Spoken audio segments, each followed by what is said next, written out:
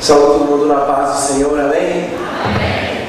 E saudando que eu sou o genro mais bonito que o apóstolo tem, né? Estou muito triste com ele hoje, por causa do resultado do futebol. Na realidade não estou não, mas é forma de dizer por causa da ética, né? Vou deixar isso quieto, senão não tem jantar.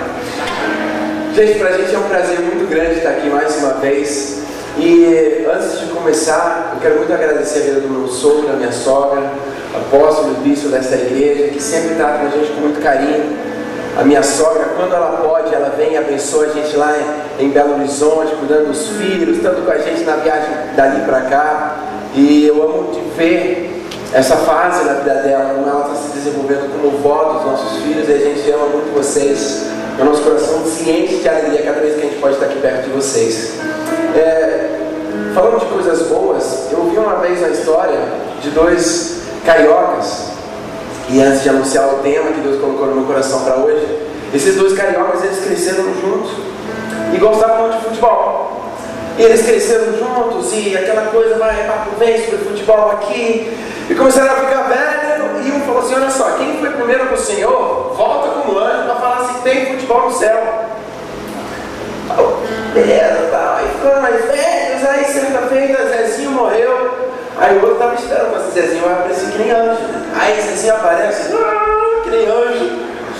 Aparece e o outro já fica todo animado, fala assim: e aí Zezinho, me conta, tem futebol no céu? E olha só, notícia boa, notícia ruim, qual você quer ouvir? Aí fala assim: me conta boa. Ele: sim, tem futebol no céu. E ele: qual é a ruim? Você está classificado para amanhã.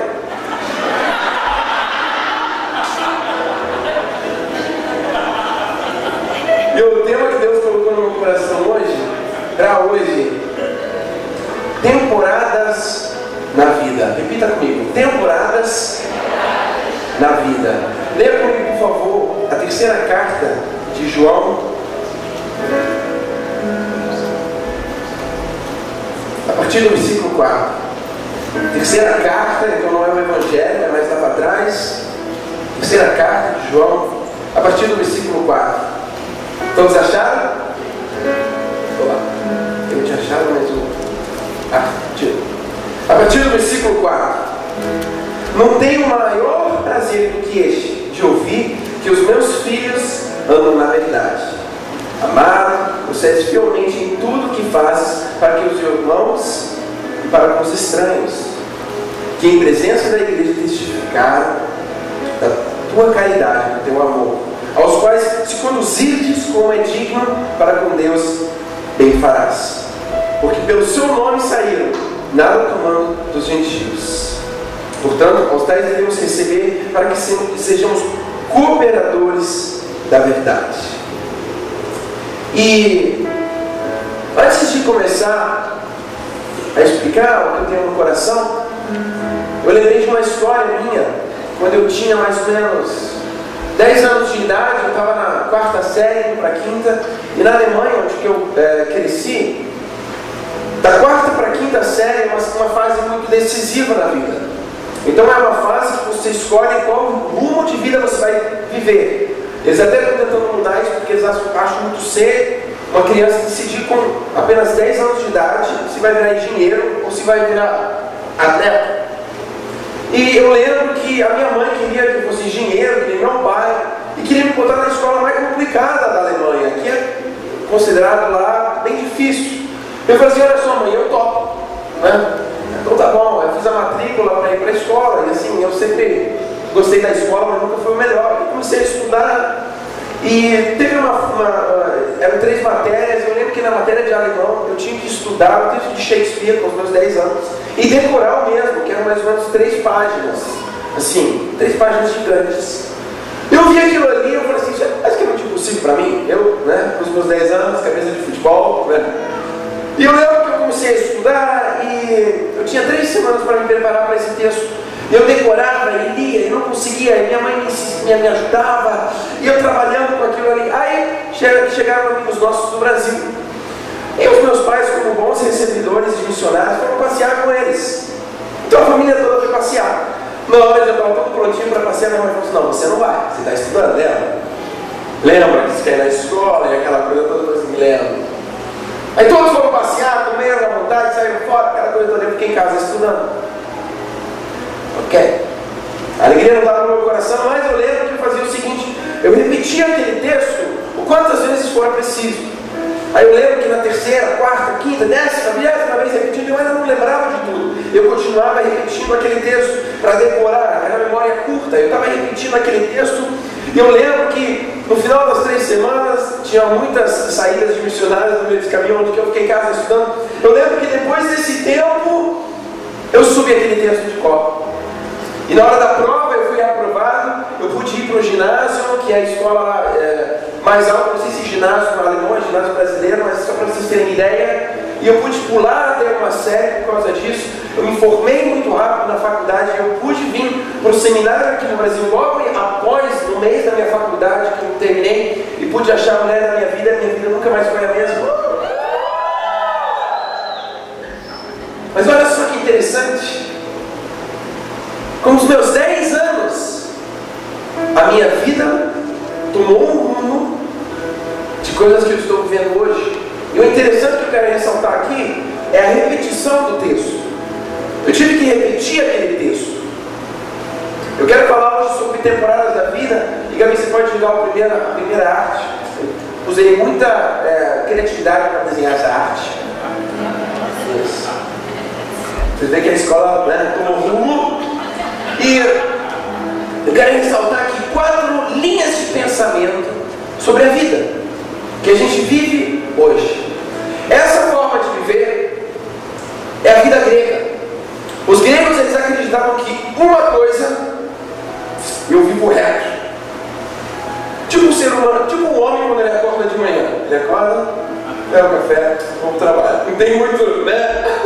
Para onde ir? Essa é a ideologia grega de se viver de um ponto para outro. A vida segue daqui para lá. Simples, não complicado. A versão oriental, pode jogar a segunda, é um pouquinho mais complexa. Olha só. Uou! Aqui eu demorei mais para fazer essa arte. Mas ela saiu.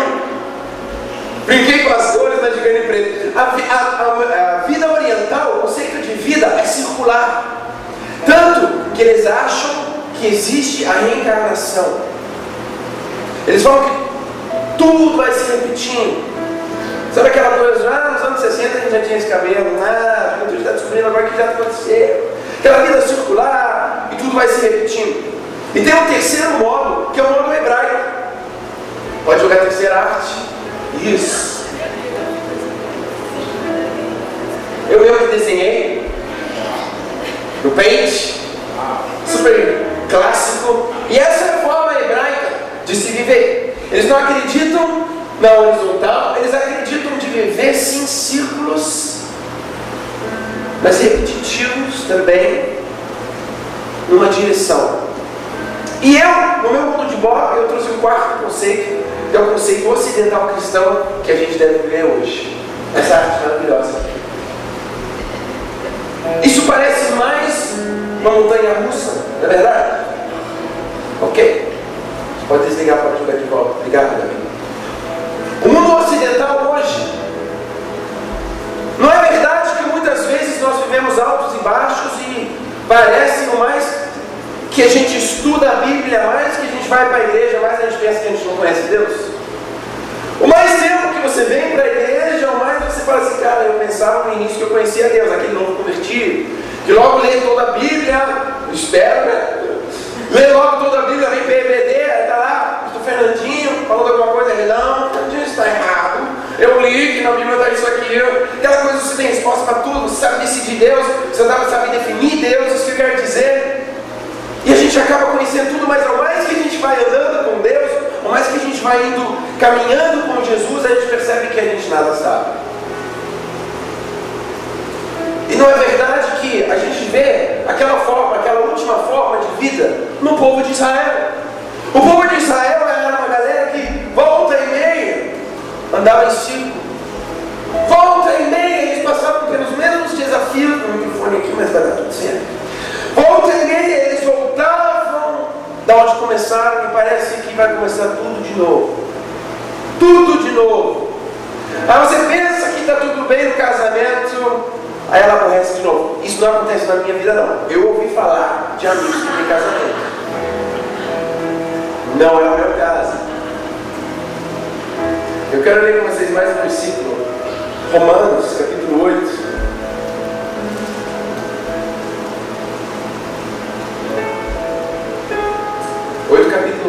Capítulo 8, versículo 14.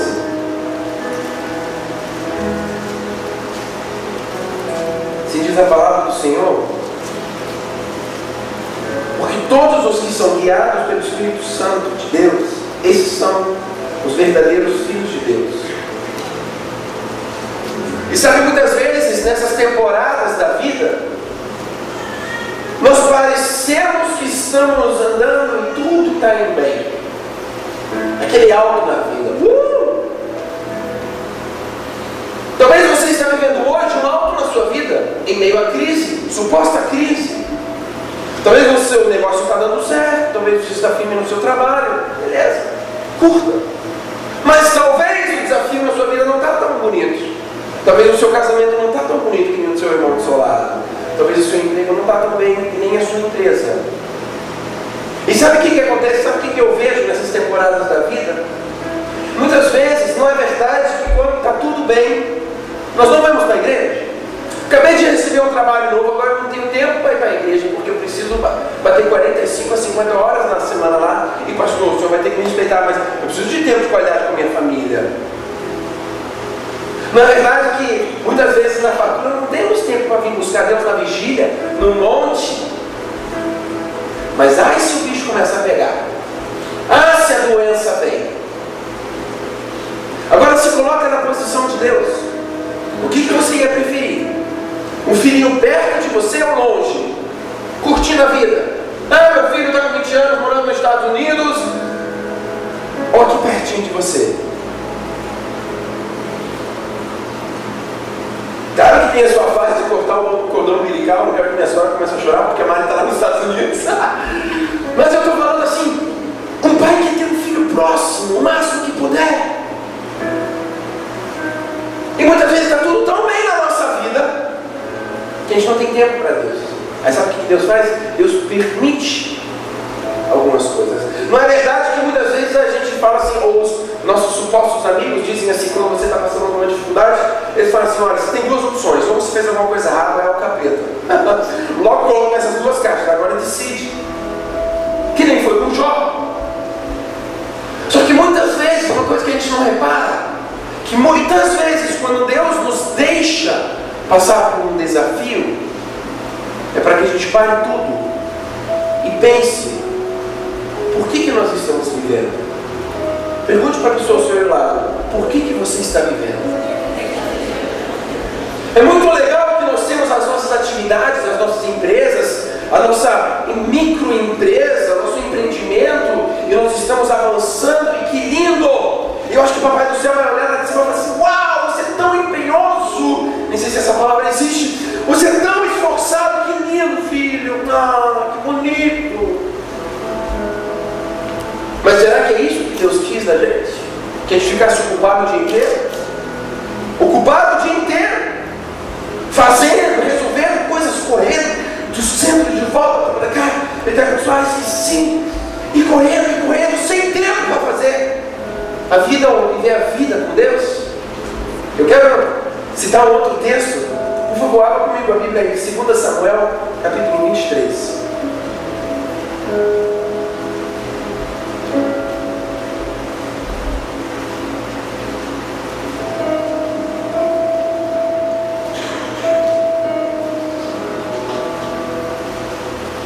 E antes de eu entrar nesse texto, eu quero ressaltar que muitas vezes nós vivemos temporadas diferentes na nossa vida. Eu sei que aqui no Brasil a gente não tem essa primavera, outono, verão tão forte que nem eu na Alemanha. Mas na Alemanha é o seguinte, você tem que ter uma malha gigante, você tem que ter jaqueta super grossa para o inverno de menos 15 e você precisa dar camiseta para o verão.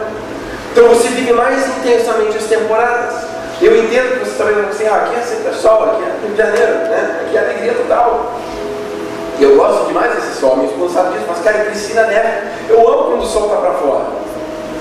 Mas eu quero que você entenda que cada vez que a temporada muda, que vem primavera, que a gente sai, por exemplo, a gente está saindo do inverno indo para a primavera, a temporada muda, ela nos dá sinais, ela mostra para a gente que alguma coisa está acontecendo. Na Alemanha começam a brotar as flores, é a época que começa tudo a ficar bonito, rosa, amarelo, aquelas árvores começam a ficar de uma maneira que você nem acredita. E logo, quando a primavera vem, a gente já percebe, opa, tem alguma coisa mudando. Tem algumas temporadas que eu gosto mais, talvez eu gosto mais do verão, mas também o inverno faz parte do círculo da vida. E a minha pergunta para você, antes de a gente ter esse tempo, em qual temporada você se encontra? Você se encontra na neve ou você se encontra no sol? Qual é a temporada da sua vida? Você não já reparou na sua caminhada cristã que volta e meia você enfrenta os mesmos desafios? Volta e meia o problema é o mesmo? Volta e meia você se vê, puxa, cara, 10 anos atrás eu já estava nessa. E sabe o que eu entendo aqui? Deus nos dá a possibilidade da gente reviver uma mesma situação para sair aprovado. Ele vai deixar a gente reviver aquela situação tantas vezes até você sair aprovado. Você tem a possibilidade de ser o melhor cristão agora. Lembra eu contando a minha história? Eu relendo o meu texto. Eu tinha que várias vezes reler para entender, para ser aprovado. Em 2 Samuel capítulo 23, a partir do versículo 20, se diz a palavra do Senhor: também Benaia, filho de Joiada, filho de um homem valoroso, de Cabzel, grande em obras. Este feriu 2 leões de Moabe, e desceu ele e feriu um leão no meio de uma cova, no tempo de neve. Também este feriu um homem egípcio, homem de respeito, e na mão desse egípcio havia uma lança. Porém Benaia desceu a ele com um cajado, e arrancou a lança da mão do egípcio e o matou com a sua própria lança. Essas coisas fez Benaia, filho de Joiada, pelo que teve nome entre os valentes de Davi. Dentre os 30, ele era o mais nobre. Quem já ouviu falar de Benaia? É da IPD, talvez. Não levantou a mão, não estou te acusando, não. Eu também nunca tinha ouvido falar de Benaia. Tem filme de Benaia, o grande Benaia. Não. Um amigo meu deu o nome do filho dele, Benaia. Aí todo mundo veio, o quê? É com J, Wilson? Benaia. Quem é Benaia? Quem é esse camarada? No final do capítulo 23, a gente leu que 37 por todos, versículo 39. Os heróis de Davi eram 37. E Benaia era o guardião deles. Não só isso, Benaia até então era um Zé Ninguém. Era um camarada muito esforçado, alguém que servia na igreja, alguém que servia a Davi, alguém que estava lá disposto a servir. Que lindo! E certa ocasião o camarada matou 2 leões gigantes. Não bastou isso, ele desceu a uma cova, outra tradução de cisterna, para ferir um outro leão. Passando disso, ele ainda foi ao encontro de um egípcio. O egípcio é aquela galera na época do faraó, aqueles caras assim glamourosos. Enfrentou o camarada, com o cajadinho na mão, o cara estava com a lança, o cara tirou a lança e matou ele com a própria lança. É tipo dar um soco no camarada com ele mesmo. Você pega a mão dele, dá um soco nele mesmo. Sabe aquele desenho? É tipo isso que Benaia fez. De tão nobre ele era. Quero ressaltar que ele era filho de um homem valoroso. Quem é esse tal de Benaia? Essa história, ela foi passada até Davi. E depois disso, Davi o colocou sobre todos. Então, de um simples soldado, virou guarda real. E sabe o que eu quero ressaltar aqui? Eu quero ressaltar aqui 3 pontos. Ponto 1. De vez em quando a gente se encontra numa cisterna. De vez em quando a gente se encontra numa cova. Não é verdade? De vez em quando a gente se encontra num buraco escuro. E não basta que você está enfrentando o maior leão da sua vida, ainda está nevando. Não basta que já está tudo difícil, e aí você está na temporada da sua vida que você fala assim, puxa, já está tudo difícil. De vez em quando, nós nos encontramos numa cova. Agora a minha pergunta é, o que você vai fazer nessa cova? Estou lembrando aqui de uma história minha, do meu filho, Davi, e eu com os meus irmãos, a gente brinca muito de luta. Nunca a gente brigou sério, graças a Deus, a gente brinca muito de brigar e girar. Eu estou começando a fazer isso com o Davi. Aí eu pego ele, giro ele, tal. Aí eu falo assim, uau! Aí ele também já está dando, papi, vamos fazer, uau! Assim, vamos! Aí eu vou em cima dele, aí ele vem com os dedinhos dele, me ataca, eu me jogo no chão, falo, não! Ai, para! E ele pensa que está assim, rebentando comigo, eu não, escorra! E assim, se sente a rei com a cara preta, detonei o papi! E tem coisas, sabe o que é mais legal? Antes de concluir esse meu pensamento, ele pensa mesmo que ele é tão forte de encarar. Ele pensa mesmo. Se eu fosse perguntar a ele, Davi, quem ganha uma luta? É você ou é o Papa? Ele ia falar eu. Eu falo no caso do Davi, né? Ele é o Davi. Isso está dentro dele. De tanto eu deixar ele ganhar, na hora do vamos ver, eu deixo ele dominar, ele vai pensar que ele é mais forte que eu. Capaz de, bota aí mesmo, quando eu estou carregando um galão de água, ele papi, quem ajuda? Pacotinho de 3 anos, cara. Porque ele se sente forte, porque eu faço dele forte. Tem coisas que nós, como filhos, só vamos conseguir quando o Pai permite. E quando o Pai permite, a gente vai muito longe. Quem está entendendo?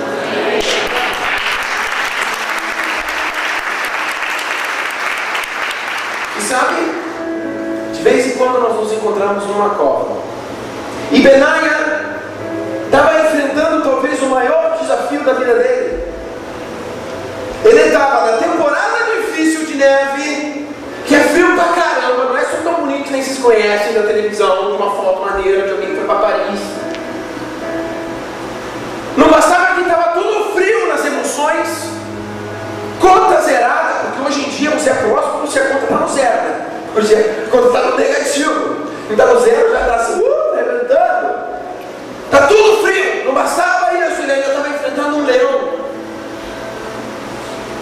E muitos de nós também vão falar assim, o diabo está me tentando, é tão difícil, Senhor, e você desiste, fica em casa, sei lá. Alguns nesse momento voltam para o seu amor, lá no início, sendo já casado, porque você se encontra num vazio, está tudo desmoronando em sua volta, você não sabe para onde ir. E sabe o que me chama a atenção aqui sobre Benaia? Que o maior obstáculo da vida dele, de se encontrar dentro de uma cisterna com um leão, em época de neve, o tornou o maior espetáculo para ele virar de um simples soldado para a guarda real. Então a minha pergunta para você, o que você vai fazer com o maior desafio da sua vida? Ele pode ser A, para você, o buraco onde você vai permanecer e falecer, ou ele pode ser B, o trampolim de você, de um simples soldado, se tornar a guarda real. Aleluia. E sabe qual o que depende aqui? Não precisa nada de Deus, precisa do seu posicionamento. Quantos nós conhecemos que ainda se encontram numa cisterna dessas? Até nós, com nossas emoções, a gente pensa que a vida está acabando só por causa que a conta está difícil. Segundo ponto que eu anotei, de vez em quando vem neve. Nem sempre as circunstâncias estão como nós queríamos que elas fossem. Nem sempre. Mas se eu fosse esperar as circunstâncias estarem em boas condições, eu nunca ia viver o que Deus queria que eu vivesse. Se eu ia esperar todas as circunstâncias ficarem boas, um abraço, melhor você ficar na cisterna. Não espere as circunstâncias em sua volta te parecerem favoráveis, e sim toma você uma decisão no meio da situação que você está vivendo. Terceiro ponto que eu anotei aqui é: de vez em quando nós vamos enfrentar um leão. De vez em quando você vai ter um leão na sua frente. E sabe o que chama a minha atenção? Eu não sei se o zoológico aqui do Rio de Janeiro tem leão. Lá em Belo Horizonte tem. Aqui tem leão também. Alguém já foi ver? Quem tem filho foi ver? E estava dormindo, estava acordado, né? Alguém chuto. A gente foi no zoológico lá na Alemanha, agora a vez que a gente estava, tinha um leão pomposo lá, ele rugiu. Ainda não sabia se achava legal, se ficava com medo. E a realidade é que o leão, ele impressiona demais, né? Eu mesmo, quando vou no zoológico, o camarada lá levantou, eu dei um passo, né? Vou dar espaço pro camarada, né? Se ele vê, seu rei da selva. E o leão, a realidade é que quando o leão encontra um ser humano na natureza, qual que é a natureza normal? Ser humano, leão. Foge, leão pega homem e vira McDonald's. Né? É a realidade.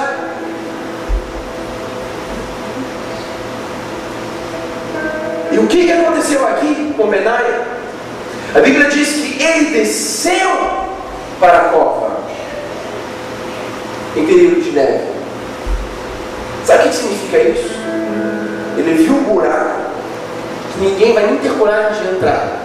Ele sabia que tinha um leão, estava nevando, e ele foi atrás do leão. É o camarada que está desesperado, sem dinheiro, sem rumo da vida, tomando a decisão para andar com Deus. Todo mundo em volta vai falar assim: você é louco, rapaz. Alguém já ouviu isso? Você é louco, era seu dízimo em crise. Vai para a igreja, não tendo trabalho, você tem que passar o seu tempo tranquilo. Alguém já ouviu isso? Você é louco. Você tá, aqueles familiares que de vez em quando só encontram no Natal, né? Você é maluco, rapaz. Por que você está fazendo isso?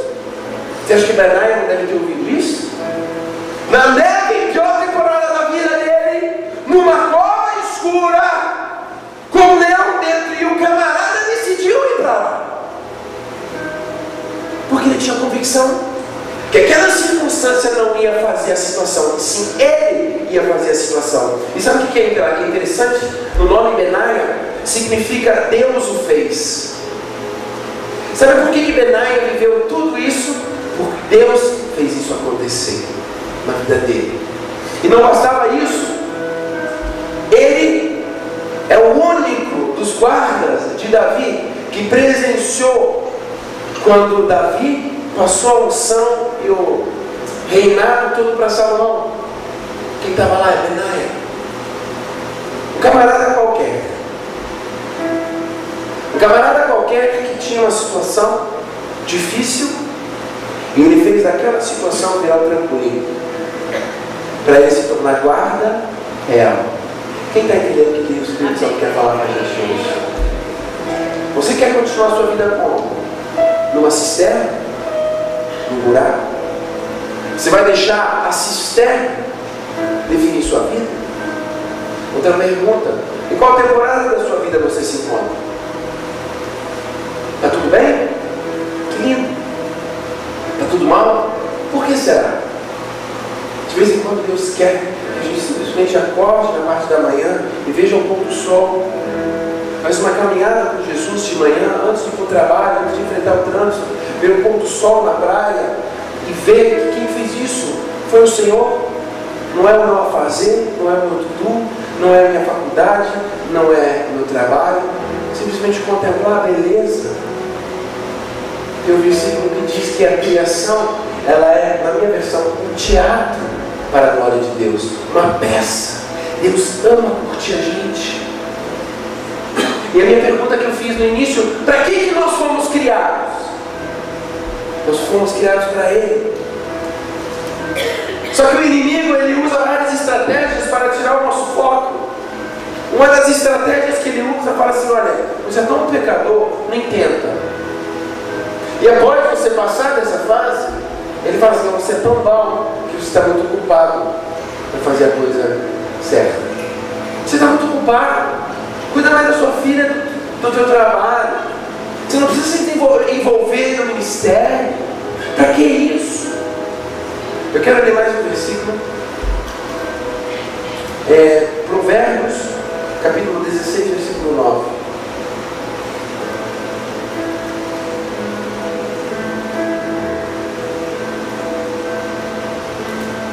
Provérbios,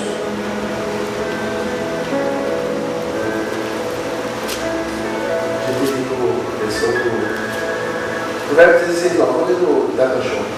O coração do homem propõe o seu caminho, mas o Senhor lhe dirige os passos. Só isso que você obrigado. O coração do homem propõe o seu caminho, mas o Senhor lhe dirige os passos. Quantas vezes a gente acha que a gente vai dar o nosso caminho do jeito que a gente quer, e quando a gente toma a decisão tipo Jonas, a gente percebe que no meio do caminho Deus fez a gente voltamos, até entrar no caminho que o Senhor quis. E nós pensamos que a gente está tomando a nossa decisão, mas o Senhor que nos guia. E por isso que volta e meia, lembra daquela última imagem? A gente vive essas temporadas.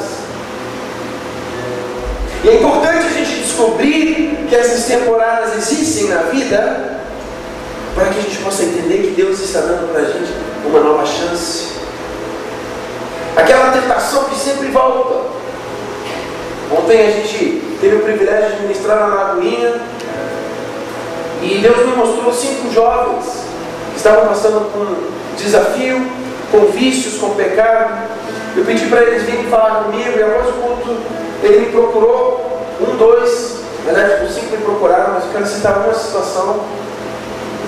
Ele falou: Daniel, eu sou um desses que você está citando, e o meu problema é, ele falou, o problema dele é a pornografia.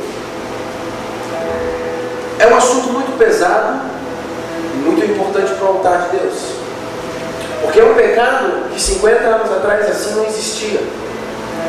É um pecado moderno, e esse pecado moderno tem trazido um distúrbio na mente dos jovens, que eles não sabem nem mais o que eles são, se eles são homem ou mulher. É um pecado tão sério que ele volta e meia aparece, mesmo que ele já está curado. Volta e meia. Aí ele estava me falando assim: Daniel, eu tento, mas eu não. Eu falei assim: não, sabe o que você vai fazer? Você não pode tentar pelo braço próprio, porque você vai dar glória para você mesmo. Eu consegui. Você precisa se desempenhar, mas você precisa estar dando só uma inscrição, senão você não vai conseguir. E outra coisa que eu falei para ele, eu falei assim: olha só, você precisa reviver todo dia como se fosse o único. Olha, hoje eu não vou pecar. Eu falei para ele: olha, seja mais radical. Está sendo um problema? Sabe o que o Evangelho diz? Se o meu olho me leva a pecar, eu vou arrancá-lo. Eu falei assim: arranca a internet da sua casa, para você não ter desafio à noite, quando a sua carne é mais forte que o seu espírito. Eu falo assim: seja radical. Não fica nessa mesmice, nesse evangelho barato. Não é verdade que de vez em quando a gente fala que a gente quer viver com Jesus, que lindo, mas a gente não quer de verdade? Qual temporada da vida você está vivendo? Você ainda está na temporada que você fala assim: aí você vê as pessoas em sua volta andando, prosperando, e só você que não. E você está nessa de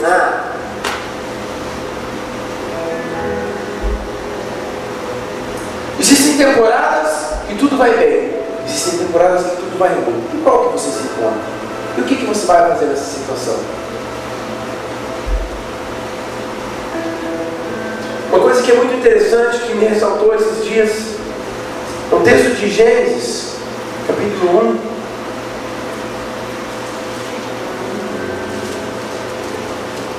Eu não sei agora o versículo que é, acho que é no final. Aqui, versículo 26, Gênesis 1. E disse Deus: façamos o homem na nossa imagem, conforme a nossa semelhança, e domine sobre os peixes, os mares, sobre as aves do céu, sobre o gado, sobre toda a terra. Versículo 27. E criou Deus o homem à sua imagem, e a imagem de Deus criou macho e fêmea os criou. Ok? Beleza. Vamos ler agora Gênesis capítulo 2.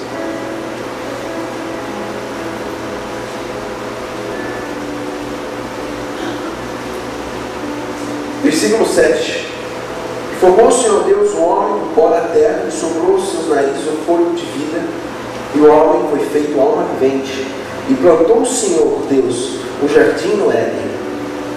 Versículo 9. O Senhor fez brotar na terra toda a árvore agradável. Vamos mais para trás. Versículo 21. Então o Senhor Deus fez cair um sono pesado sobre Adão, e este adormeceu e tomou uma das suas costelas e cerrou a carne em seu lugar. Da costela que o Senhor Deus tomou do homem, formou uma mulher e trouxe a Adão. Só até aqui. Quero ressaltar duas coisas. Em Gênesis 1, Deus criou macho e fêmea. E depois ele cria Adão. Como assim? Ele só no versículo, no capítulo 2, que ele cria Eva. Já reparou? Só no capítulo 2 que ele fala assim, ó, ele criou Eva da costela de Adão. Sabe o que aconteceu aqui? Deus criou Adão, macho e fêmea. Deus criou Adão, macho e fêmea. E o fez adormecer e tirou do macho a fêmea do lado da costela. E agora era homem e mulher. E se a gente for para o Novo Testamento, nós vamos ver que Jesus, quando ele estava na cruz, logo quando foi espetado no lado dele, o sangue esparrou, ele falou assim: meu Deus, por que o Senhor me deixou? Esse é o meu linguajar. Por que me desamparaste? Gênesis fala que o homem se juntará à sua mulher e deixará pai e mãe. Naquele ato, quando Jesus tomou aquela flechada na costela, ele se juntou à noiva dele. Quando o sangue foi esbarrado, ele se juntou à noiva dele. E naquele momento Deus não deixou. Porque além de ele ter tomado todos os pecados sobre a vida dele, ele se juntou à sua noiva.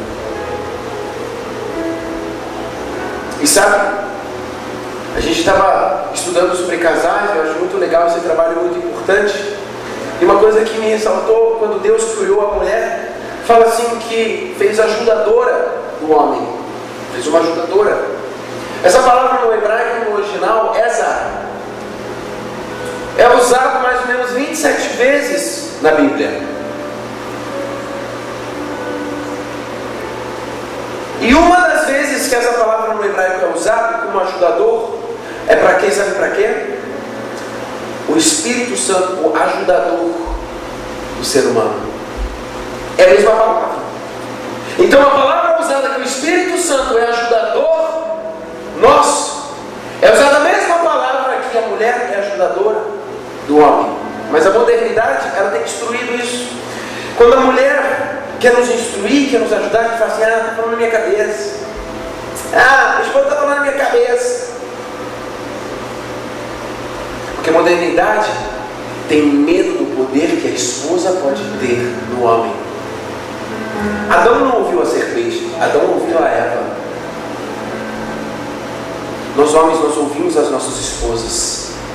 E quando elas decidem andar para Deus, qual foi a maldição que Eva tomou após ter comido o fruto? E pisarás a serpente, e o parto terás dores. Uma das maldições não é só para Eva, é para o capeta, é pisar a cabeça da serpente. Isso é uma das funções da mulher. Você já reparou que reunião de oração, reunião de intercessão, 90% é mulher?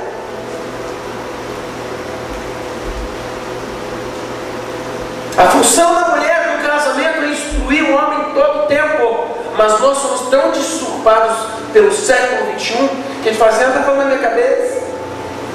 Onde que a função dela é de nos instruir, nos educar.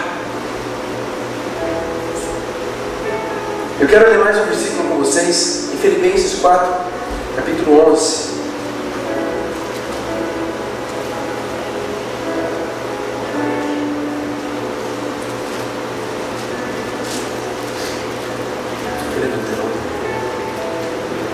Filipenses capítulo 4, os próximos 3 versículos a partir do 11. Todo mundo achou? Não digo isso por causa de necessidade, porque já aprendi a contentar-me com as circunstâncias em que me encontro, sem passar falta, sem também ter abundância. De toda maneira e em todas as coisas estou experimentando, tanto em ter fartura, como em passar fome, tanto em padecer necessidade. Posso todas as coisas naquele que me fortalece. Volta para o 12, por favor, Gabi. Eu quero repetir. Sem passar falta, sem também passar abundância. E todas essas coisas que eu experimento, seja fartura ou passar fome, tanto ter em abundância como em padecer necessidade. Sabe o que é isso aqui? É uma imagem das nossas temporadas. Não é verdade que volta e meia a gente vive em abundância e do nada a gente tem necessidade? Não é verdade que volta e meia nosso casamento está só em rosas e outra vez é só em vale? Vou repetir, eu não vivo isso não, ouvi dizer de amigos meus.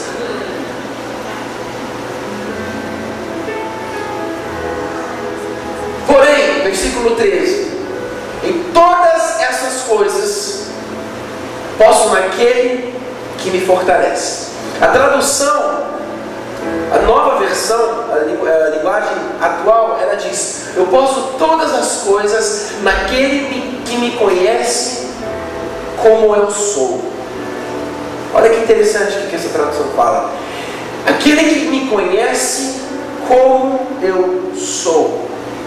E a minha pergunta para você, mais uma: em todas essas temporadas, cisterna, enfrentando leão, quem é você? Porque situações vêm e passam, situações vêm e passam, a abundância vem e passa. E quem é você? Sabe por que eu te pergunto isso? Porque isso é o ápice da nossa vida, que nós somos. Eu sei que o mundo ocidental hoje, ele tem tentado criar na gente que a gente é o que a gente tem. Muitas vezes a gente se apresenta, né? Pois não, sou Daniel, sou músico e produtor. Prazer. Aquilo que eu faço como função vira meu rótulo. Olá, eu sou empresário, bem-sucedido. Que você trabalha, você se apresenta como aquilo ali. Olá. Olha que interessante, olha o peso de uma função sobre a nossa vida. E a minha pergunta é: eu não quero saber o que você faz, eu quero saber quem você é. Porque quando você deixa Deus usar a forma que você é, o seu casamento vai mudar, porque você não vai mais viver de máscara. Eu tenho essa tese que o cristianismo moderno, ele passa pelo desafio do distúrbio bipolar, tripolar, quadrular. Sabe por quê? Porque o homem, no trabalho, as pessoas têm pendurado lá as fotos peladas, tá? Os amigos falam coisa sujeira e você está lá. Aí na igreja, glória, glória, aleluia, Senhor me perdoa, mas o Senhor é gracioso, né? Comportamentos diferentes. Eu estou falando de outro planeta ou não? Com a sua esposa você é assim: não, meu bem, jamais eu faria tal coisa. E longe dela você é outro. Comportamentos diferentes que começam bem sutis e desenvolvem em nós um comportamento diferente. Não só isso, uma personalidade diferente, um ser diferente. Foi lançado um filme esses dias no cinema que fala de uma personagem que tem mais de 23 personalidades. Sabe o que é aquilo ali? Aquilo é um reflexo da humanidade, porque você tem que ser um tipo de pessoa com o seu patrão. Ontem eu estava conversando com um empresário, um dos empresários mais bem sucedidos de Belo Horizonte. Olha só, chique, né? Vamos, chique. Eu imagino, a gente botou nossa melhor roupa, né? Eu imagino assim, a gente estava se sentindo um pó. Quando eu entrei naquela casa, eu quase peguei meu canivete para tirar o ouro da parede do cara. E ele falou que lançaram um novo item para o iPhone, que você deixa na bolsa e aquele ali rastreia seu lugar. E não só isso, Você, através do seu iPhone, você pode acionar e ouvir o que o cara está falando. E ele fala assim: eu uso isso nas minhas reuniões. Eu dou aquela saídinha para o banheiro com os parceiros que vou fazer algum acordo e falo assim: peraí, já volto. Eu vou logo ali. Aí ele liga o iPhone e fala assim: cara, tu viu o camarada porque ele é bobo? Ele fala assim: Daniel, para os negócios foi uma das melhores coisas que eu fiz. Porque a nossa geração está fadada a se desenvolver com comportamentos diferentes. Na igreja, ai que lindo, louvo a Deus. Quando você olha a sua conta, quando você está longe da sua mulher, com a internet ligada, cheia de vícios no seu coração, no seu histórico, eu achei muito apropriado o que a Marina citou. Ela citou Gênesis 2, versículo 7. Abre para mim, por favor, ainda bem. Sobre o sopro de vida. Repita comigo: sopro de vida. Eu quero te fazer mais uma pergunta. Eu faço isso proposital para você se identificar com a palavra e para que o Espírito Santo possa encontrar. Ele já encontrou em você terra fértil, mas que a palavra possa vir, pá, e que você possa pensar sobre isso e não sobre amanhã que você vai ter que trabalhar. A minha pergunta é: como está a sua alma? Pergunta interessante, né? Vamos ler de novo. E formou o Senhor Deus o homem do pó da terra e soprou-lhes nas narinas o fôlego da vida, e o homem tornou-se alma vivente. Essa palavra soprou é a mesma palavra que alma. Então a gente poderia ler o seguinte: formou o Senhor Deus o homem do pó da terra e colocou a alma através das narinas, e assim veio o fôlego de vida, e o homem tornou-se alma vivente. Não basta isso. Tem aquele versículo que diz: todo ser que respire, louve ao Senhor. Esse respirar significa alma. Todo ser que tem alma, louve ao Senhor. Eu quero terminar com essa revelação, que é o seguinte: não é verdade que de vez em quando nós acordamos triste e a nossa alma está pesada? Ou é só eu, músico melancólico? Outra ideia, nós acordamos, parece que pesado, parece que é tanta coisa que eu preciso resolver, é tanto desafio nesse mundo, e a nossa alma, ela parece pesada. O carioca não vive isso, só mineiro. Mineiro alemão falsificado. Por isso que eu perguntei: como é que está a sua alma? Na verdade, que a nossa alma muitas vezes anda abatida assim, por causa disso, isso, aquilo e aquilo, vai comovendo. E o que você vai fazer com isso? Existe uma chave nesses versículos: o sopro será a alma, respirar será a alma. Todo ser que respire, louve ao Senhor. Todo ser que tem uma alma, louve ao Senhor. O que isso significa? Significa que tem uma solução para a nossa alma abatida. É a nossa adoração para Deus. Não é em vão que o maior salmo, ou melhor, esses livros de poesia, eles terminam. Vamos ler Salmo 150. Salmo 150 termina o seguinte.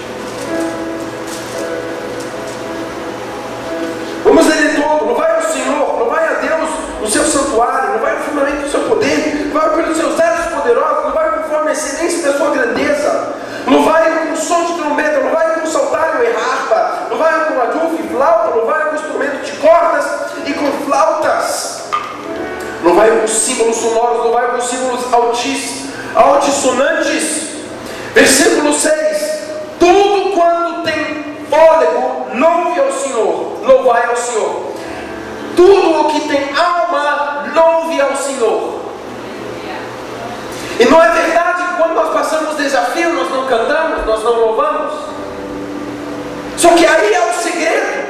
Os livros de tanta poesia concluem o seguinte: quem tem uma alma, louve ao Senhor. Você conhece aquela mulher de oração que está passando necessidade e ela está lavando louça, louvando a Deus? Pergunta para ela se ela acordou com uma alma pesada. Existe uma chave de tirar nossa alma dessa temporada difícil. E a mais prática é o louvor. A mais prática é a adoração. Quando nós levantamos a mão, não é verdade? Quando a gente vem na igreja e a gente louva, e a gente sabe que tem muitos desafios lá fora, a gente sabe que tem tanta coisa para resolver, mas a gente vai cantando, Senhor, e vai cantando e vai adorando, e aquilo ali vai aquietando, vai trazendo paz, e a gente consegue descansar. A gente fala assim: Senhor, eu te amo, Pai, eu quero te louvar por tudo que o Senhor é. Tem aquela canção antiga da Cassiane: tão louvo, tão louvo, tão louvo, eu louvo, Senhor. Eu vou cantando e a gente vai cantando, e a nossa alma ela vai aquietando, e a gente vai descansando. Por que não fazer isso em casa também? Por que não fazer no trabalho também? Por que a gente espera vir ao domingo, nas quartas-feiras, ou no dia de ceia para fazer isso? E meu apelo para nós hoje é: louve ao Senhor todo ser que respira. Quem tem uma alma aqui?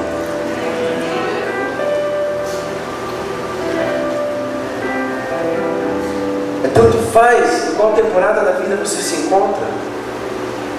Se é uma temporada fértil, uma temporada fraca, louve. E você vai experimentar a mudança de vida na sua casa, quando ao invés de você xingar uma pessoa, um amigo, num relacionamento, seja sua esposa, que Deus te guarde, você tenha esse tipo de comportamento, ou que seja uma mãe, em vez de você levantar a voz, começa a louvar a Deus, você vai experimentar a mudança de vida em você. E não só isso, outros vão perceber a mudança de vida em você. Quando você no meio do desafio começa a louvar a Deus, quando você no meio da dificuldade começa a louvar a Deus, não é a tua mulher vai olhar para você: o que aconteceu?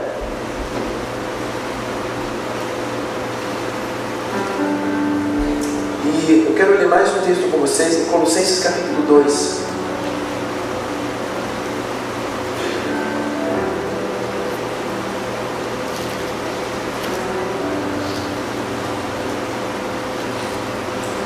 Colossenses capítulo 2, versículo 6. Portanto, assim como recebeste a Cristo Jesus, o Senhor, assim também nele andai. Tanto faz qual é o desafio da sua vida, tanto faz qual é a temporada da sua vida, ande com Jesus. Nós temos a tendência de, na hora que está tudo bem, a gente não precisa mais dele. Você sabia que na Alemanha existe uma subvenção de pais? Nós, por exemplo, eu solicitei isso tem 2 semanas. Eu falei assim: olha só, eu tenho 2 filhos, eu quero subvenção do governo, porque a Alemanha, a média de filho é 0,7, então eles querem que o alemão tenha filho. Eu falei assim: olha só, eu quero ter direito à subvenção de ter filhos mesmo morando no Brasil. Aí eles: ok, e me consideram, depositaram na minha conta. Assim.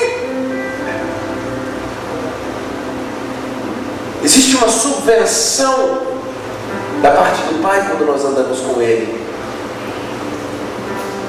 Mas eu estava citando esse texto porque na Alemanha muitos têm subvenção financeira para tudo. Se você não tem trabalho, você ganha subvenção do governo. Se você não tem plano de saúde, você é obrigado a ter, então o governo te dá um. Então as pessoas lá não precisam de Deus. Não precisa de Deus para quê? Na hora que eu não tenho trabalho, o governo me dá um apartamento, pelo menos para morar. Então, tudo bem, eu ganho meu dinheiro, posso curtir minha vida. As pessoas não precisam mais de Deus. Você não acha que Deus vai mudar essa história da Alemanha e já está mudando? E você? E na sua fartura ou na sua necessidade? Qual vai ser a sua decisão? Que a sua decisão seja: anda com Ele, louve Ele, anda com Ele. Está difícil, dá glória a Deus. Eu peguei isso como meta. Eu sou um cara, eu não vou proclamar isso sobre a minha vida, mas eu sou assim, não sou muito cuidadoso com as minhas pernas ou com o meu jeito, tanto que eu me quebrei 18 vezes. Sem brincadeira, eu tenho lá um médico, quebrei meu pé 18 vezes, 18, 8, quebrei. Isso é louco, porque eu sou assim um pouquinho descuidadoso, e eu logo tomei como meta de dar uns glória. Então quando eu me machuco, eu dou glória a Deus. Parece ridículo, né? Mas para não soltar um palavrão. Aí esses dias eu me cortei,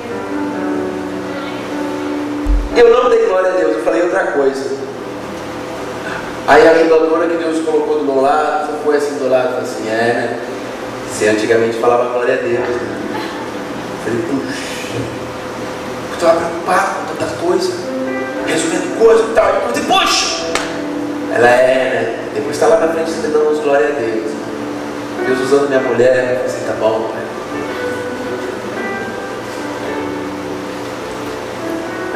Dá glória a Deus. Eu lembro, quando eu quebrei meu pé pela 18ª vez, ele rompeu por completo. Eu tive fratura exposta aqui, mas ela ficou dentro. Eu rompei todo o ligamento. E o osso com a tíbia, ele ficou pendurado por um fio. Eu lembro até hoje. Eu estava num sítio, não é um sítio, tipo um salão interno com grama sintética.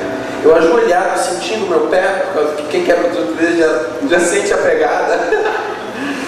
Eu sabia que meu pé estava assim, totalmente quebrado. Eu estava dando glória a Deus.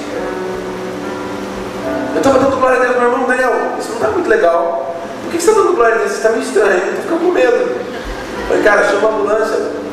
Aí, olha só, você não tem plano de saúde. Você vai pagar mais de 1.000 euros na ambulância. Eu falei, tá, então vamos de carro. Carrega.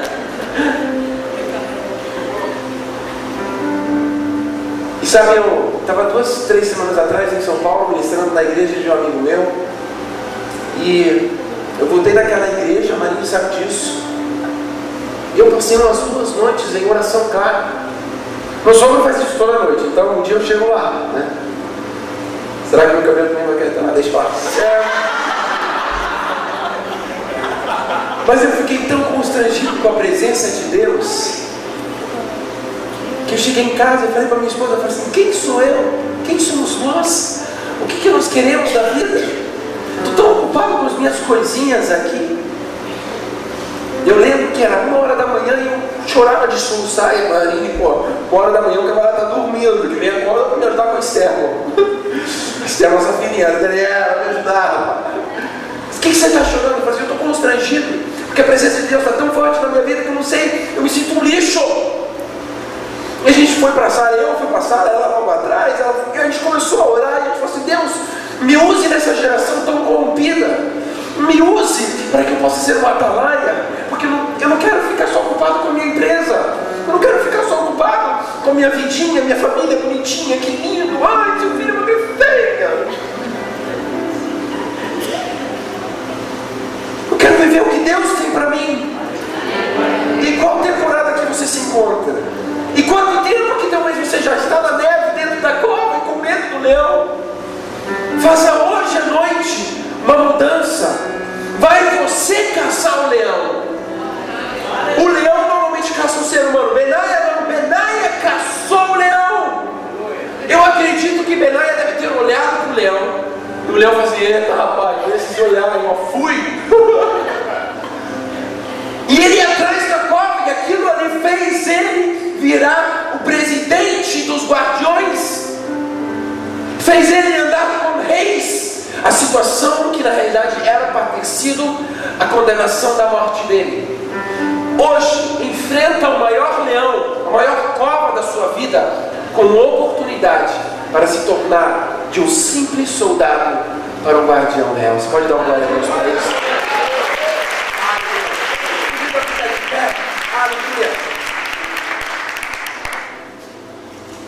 Eu quero te convidar a você fechar seus olhos. Quero pedir para o apóstolo Jorge vir aqui na frente fazer uma oração.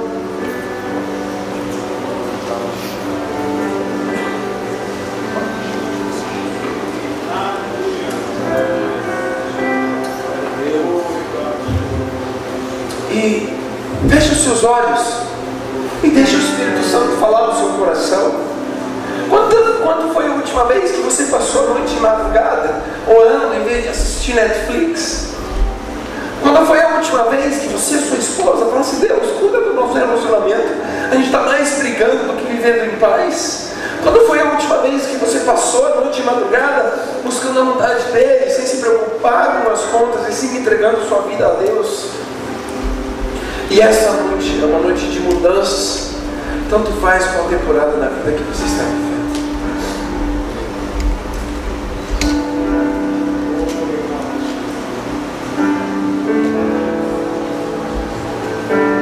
Amém.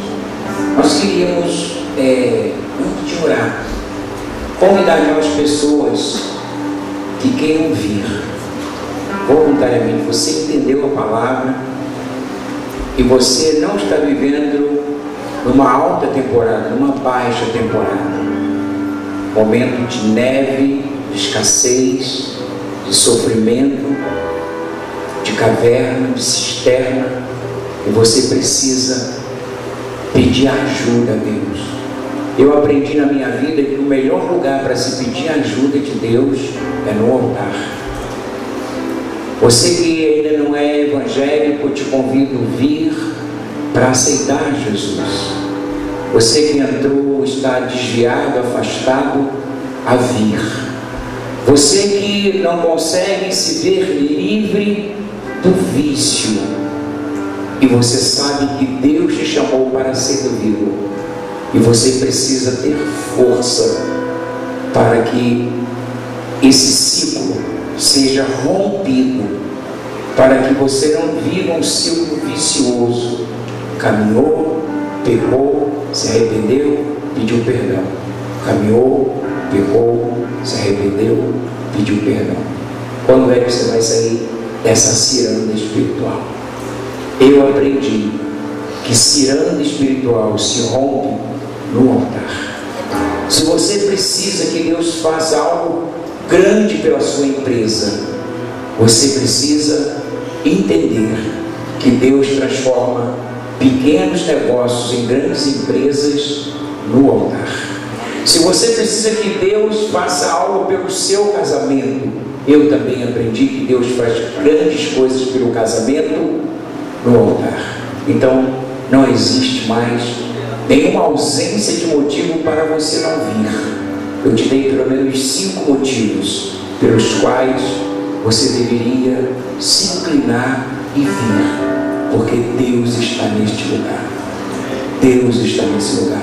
Eu autorizo você agora, em nome de Jesus, a romper todas essas cadeias. Em nome de Jesus, eu te coloco livre dessas amarras, e eu te libero agora no nome de Jesus. Eu estou dizendo a esses espíritos, não estou pedindo, estou exigindo que esses espíritos saiam deste lugar e larguem a vida das pessoas, a mente e o coração, dizendo que elas não precisam fazer isso hoje, que podem ter outra oportunidade. Hoje é a oportunidade que Deus te dá, e você precisa vir. Deus está te chamando a vir. Sabe por quê? Neste lugar tu és real. Neste lugar tu és real. Vou me entregar totalmente a ti. O teu toque abriu os olhos do meu coração. Eu posso então viver. Venha aqui à frente. Eu sei que você está sentindo o desejo de vir, mas há uma guerra, uma luta. Porque eu sei, porque eu já passei por isso. Na noite que eu aceitei Jesus, havia uma guerra internalizada, mas em nome de Jesus eu declaro que toda cadeia e cadeado já foram quebrados, e que o Senhor te traz, o Senhor te chama, o Senhor te chama. Ouça a voz do Senhor e venha em nome de Jesus. Aleluia. Abri os olhos do meu coração. Aleluia. Eu posso lavar chorinha de levácia. Uma dor e machinha de voo. Sim, Jesus.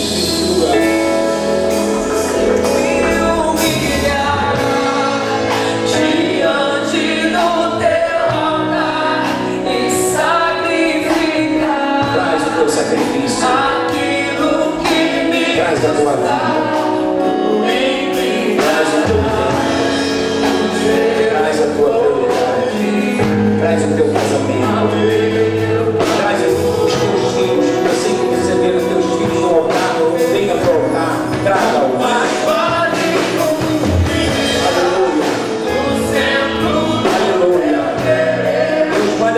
sei que o que você está passando é apenas uma temporada e Ele quer mudar, porque Deus é perito em mudar temporadas no altar. Não saia deste lugar sem fim, em nome de Jesus. Em nome de Jesus.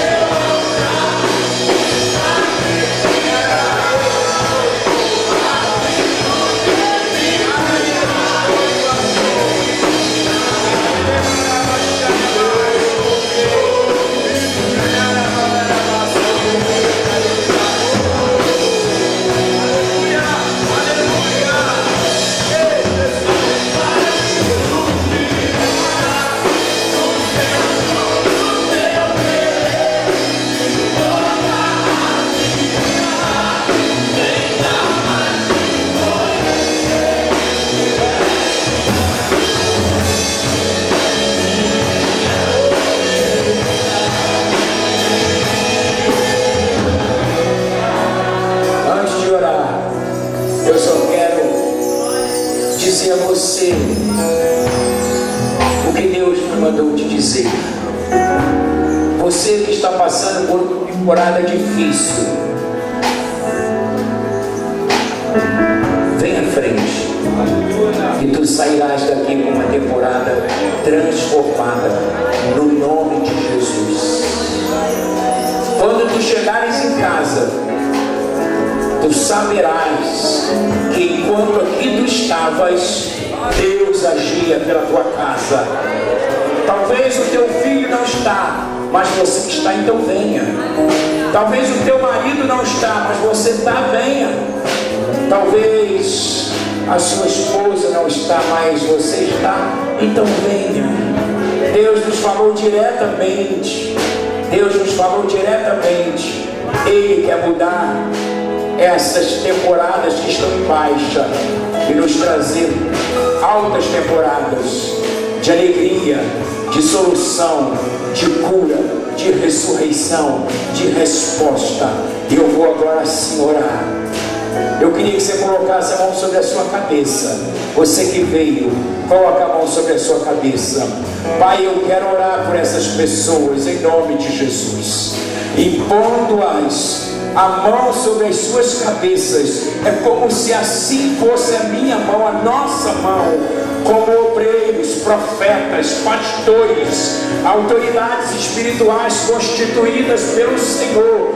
E eu imponho as minhas mãos sobre a tua mão e sobre a tua cabeça, e eu digo toda essa aflição, toda essa angústia na sua alma, todo o pavor, todo o pânico, toda a situação de síndrome, toda a bipolaridade, toda e qualquer confusão, eu digo que em nome de Jesus, sai fora, sai em nome de Jesus. Eu chamo no nome de Jesus a cura sobre os teus filhos, sobre o teu marido, esposa, filhos, casamento, finanças, empresas, tudo aonde há um incômodo, o Senhor transforma esse incômodo. Aonde há uma baixa temporada, uma crise existencial na temporada, eu chamo sobre a tua vida o mover do Espírito nesta noite, e eu declaro que agindo Deus, quem impedirá? Então, em nome de Jesus, eu ordeno todas essas vozes, todos esses conflitos, todas essas situações internalizadas, toda essa baixa autoestima, todas essas acusações, vozes acusadoras, saiam em nome de Jesus. Enfermidade na alma, enfermidade no espírito, enfermidade no corpo, enfermidade no casamento, na relação familiar, na empresa, em nome de Jesus, saia. Enfermidade, espírito de enfermidade, nós te rejeitamos. Eu exijo que vocês saiam em nome de Jesus, e eu chamo sobre a vida deles um novo tempo, uma nova temporada, o despontar do ciclo de Deus, da temporada do Espírito, do avivamento, da conversão, da aliança, da ressurreição. Eu profetizo uma temporada abençoada, eu profetizo verão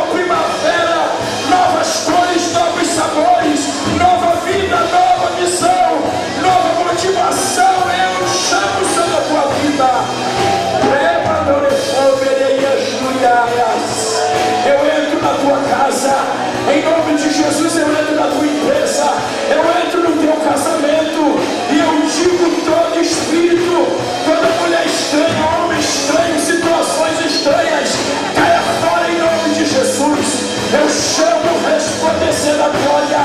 Levanta e resplandece, porque já vem sobre ti a glória do Senhor. E a Deus traz a sua glória, porque Ele está mudando temporada. Muda temporada, mata o leão, dá vitória aos teus amados, levanta o abatido, ressuscita o morto, cura o inferno, devolve o coração do marido à mulher, o marido à mulher, a mulher ao marido, os pais aos filhos. Que haja o mover da tua glória, que haja o mover da tua glória. Sopra,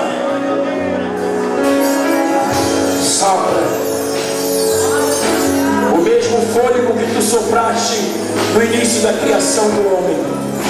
Começa em nós uma nova temporada, Jesus. Sopra agora, receba o sopro de Deus. Receba o sopro de Deus sobre a tua casa. Receba o sopro de Deus sobre a tua família. Receba, em nome de Jesus, o soprar de um novo tempo, o soprar de uma nova alegria.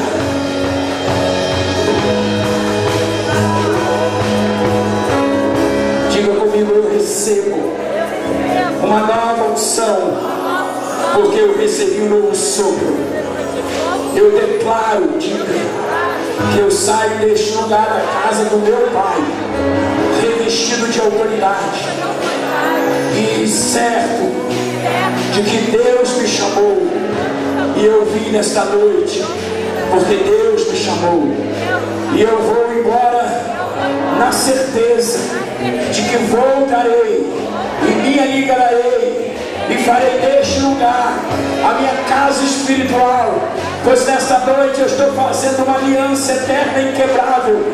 E eu declaro, diga, e eu declaro que tu és o meu Deus, e eu sou o teu filho, e é o Senhor que me faz vencedor, é o Senhor que me faz vencedor, é o Senhor que habilita a minha mão para a guerra, é o Senhor que me dá sabedoria para que eu viva na terra dos homens, e eles saibam e vejam que tu fizeste comigo uma aliança eterna e inquebrável, em nome de Jesus. Abraça uma pessoa, pelo menos uma. Aonde você estiver, a bispa vai orar para a gente poder fechar.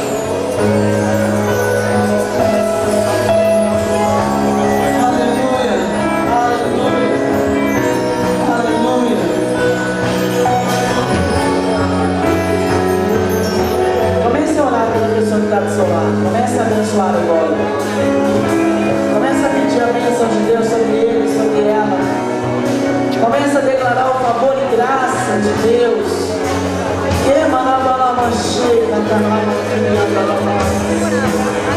Se tem um filho daí, a tua mulher, vai para perto deles, abraça mesmo. Comece a abençoar agora. Comece a abençoar hoje, a nova etapa. Comece a abençoar agora. O Senhor nos chama para viver essa nova temporada, essa nova estação. O Espírito Santo de Deus, Espírito da alegria, Espírito de transformação de vida, o Espírito Santo que unifica